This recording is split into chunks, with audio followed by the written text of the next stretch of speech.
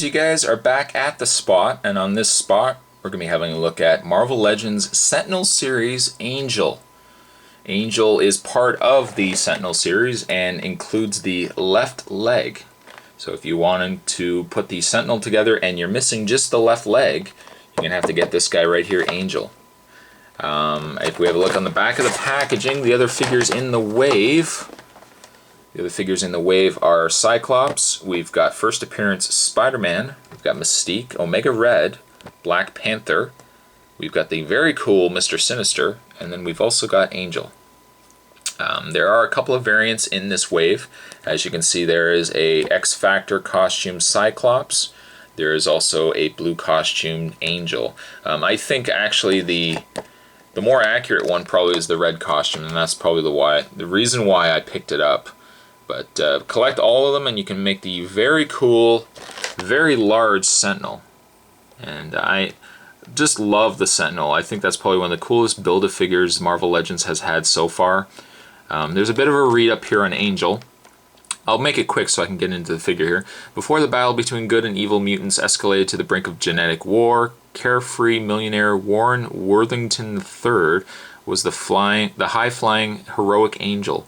Warren Worthington is a mutant who can fly by means of natural wings which span 16 feet from tip to tip. Archangel's entire anatomy was adapted for flight. His bones are hollow like birds. His body is virtually devoid of fat. He possesses greater proportionate muscle strength than normal human. His eyes can withstand high-speed winds, and special membrane in his respiratory system allows him to extract oxygen from the air at extreme velocities and altitudes. Kind of a shame that they never released Archangel in a Marvel Legends format. They did release him in a X-Men Classics figure set, which you can actually pick up. I didn't like the face as much on the Archangel head, at least on that figure.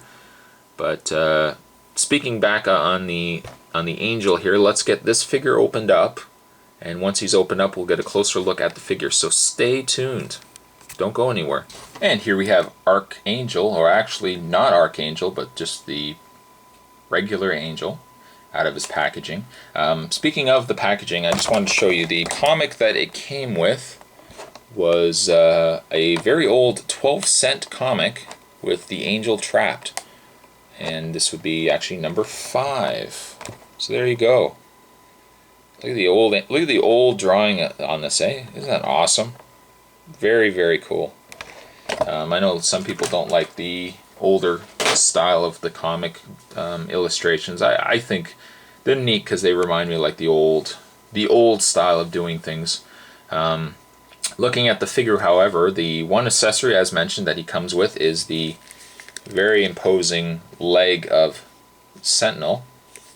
Very nicely detailed. I like the metallic paint scheme on this. But let's put the leg down because we're not looking at the leg. If we have a look at Angel,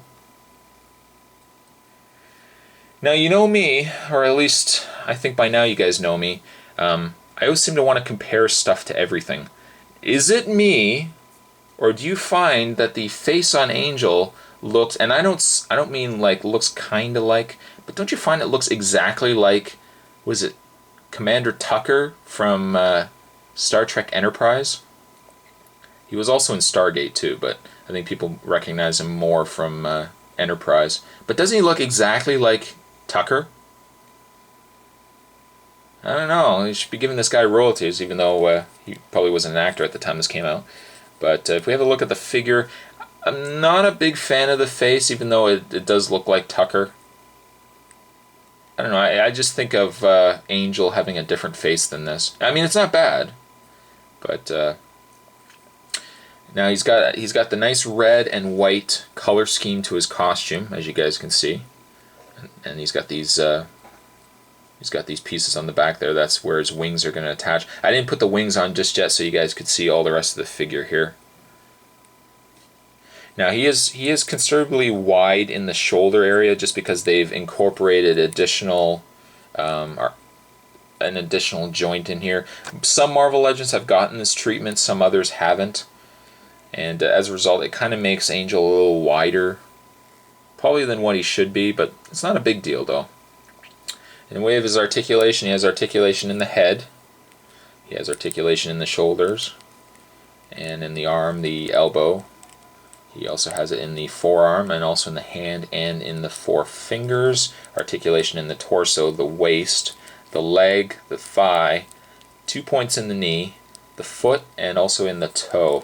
I found now I didn't quite, you know, adjust the figure and get the articulation the way I wanted it. When I took it out of the packaging, it looks like he's very bow-legged, so I'll have to adjust the thighs and stuff like that a little bit better. Now, speaking of his wings, he comes with these very nicely detailed wings. I mean, it's painted well on both sides. You get the feel that they're, you know, it's like a real feather. Really, really nicely detailed. I think that's probably one of the strongest points to this figure is how detailed the wings are. Now, there are little tabs, little pegs that you can swing around, and there's a little slit in the wing there, and you can actually just peg it into place. And it might take a little... I really wanted to do this on camera so you guys could see the figure before I got the wings on there. And we'll just peg it into place. There's one. And then we'll take the other one here. Same idea, we'll bring this forward. And there's a slit there. Now, knowing my luck, when I put these wings on, I probably would have put the wings on backwards.